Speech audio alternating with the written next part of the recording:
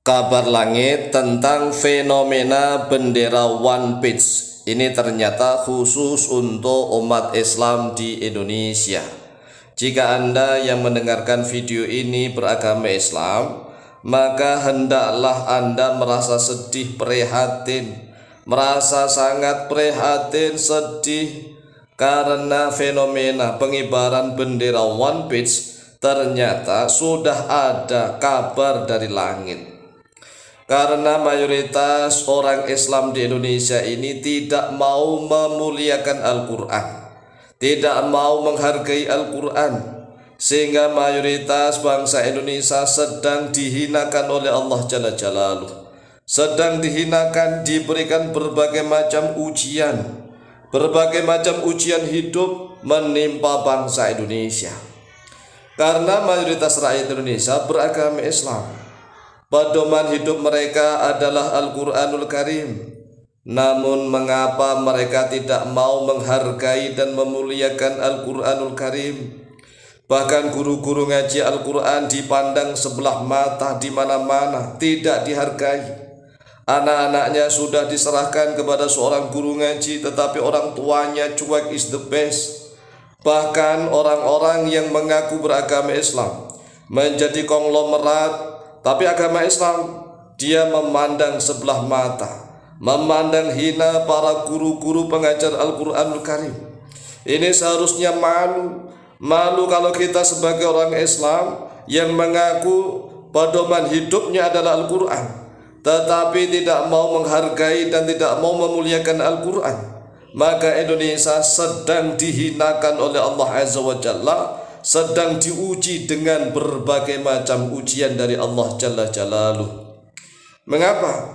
Ya karena orang Indonesia tidak mau memuliakan Al-Quran, tidak mau menghargai Al-Quran. Kita lihat sajalah para pejabat-pejabatnya, apalagi kalau melihat guru-guru pengajar Al-Quran di kampung-kampung dipandang sebelah mata. Ini kan munafik, karena dia meyakini bahwa pedoman hidupnya kan Al-Quran. Setiap orang Islam itu mengakui dan meyakini bahwa pedoman hidupnya Al-Quran. Bukan hanya pedoman hidup di dunia, tetapi juga pedoman hidup di akhirat. Tapi mengapa kenyataannya guru-guru ngaji Al-Quran di Indonesia ini sangat dipandang sebelah mata, dihinakan, direndahkan, sehingga Allah Azza wa Jalla sedang menghinakan, merendahkan bangsa Indonesia. Jadi ini kalau seandainya nih, jika atau bila seluruh orang Islam di Indonesia ingin hidup mulia, hidup terhormat, cerdas, pandai, kaya harta, disegani oleh bangsa-bangsa sedunia, sukses dunia akhirat, maka muliakanlah Al-Quran. Muliakanlah Al-Quran, muliakan guru-guru pengajar Al-Quran. Desak presiden dan para pemimpin di Indonesia yang mayoritas beragama Islam untuk menghormati dan memuliakan para guru pengajar Al-Quran dengan memberi gaji yang cukup untuk biaya hidup keluarganya. Karena inilah sabda Rasulullah SAW, "Inna haqqa ma khattum alaihi ajran kitabullah." Sesungguhnya yang paling berhaknya sesuatu yang kalian ambil sebagai upah, sebagai gaji adalah kitabullah, Al-Quranul Karim. Tetapi mengapa di Indonesia ini yang profesi-profesi duniawi digaji tinggi-tinggi, tetapi pengajar-pengajar Al-Quran dihinakan, direndahkan?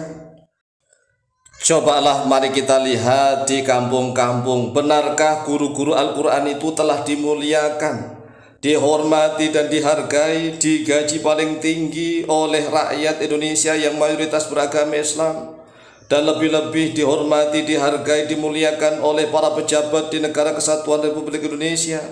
Kenyataannya tidak sama sekali. Sehingga tidak mengherankan jika di Indonesia ini sedang dihinakan oleh Allah. Buminya telah diberkahi oleh Allah, buminya subur, berbagai macam tanaman tumbuh, berbagai macam jenis tambang ada, mulai dari berbagai macam kekayaan ada. Tetapi mengapa rakyatnya miskin-miskin? Karena selama ini guru-guru pengajar Al-Quran yang melambangkan sebagai kemuliaan Al-Quran tidak pernah dihormati, tidak pernah dihargai sama sekali.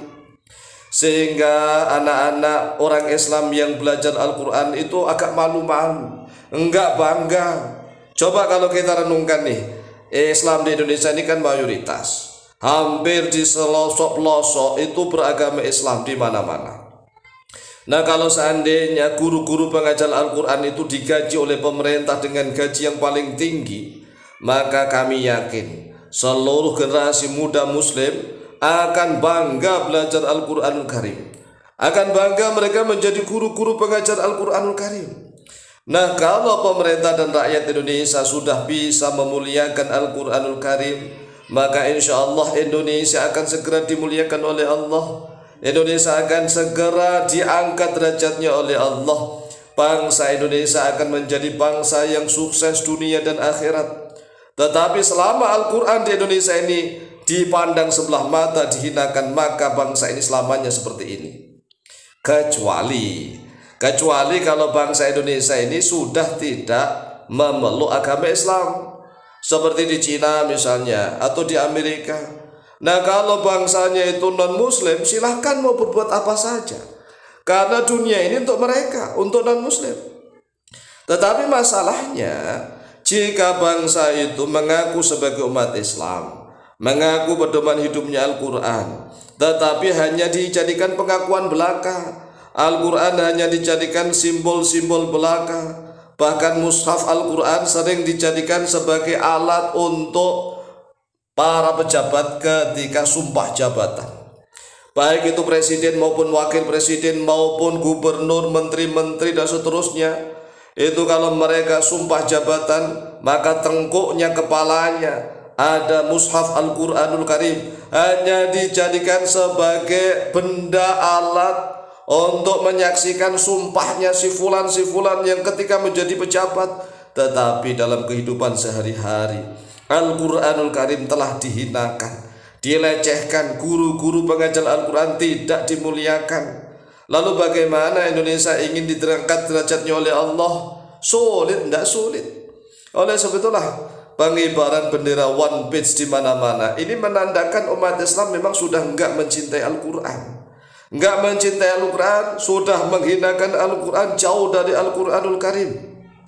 Padahal nih ya, kulit binatang atau kertas apapun lah, kalau dijadikan sebagai Al-Quran itu akan diciumin oleh siapapun orang yang baca Al-Quran.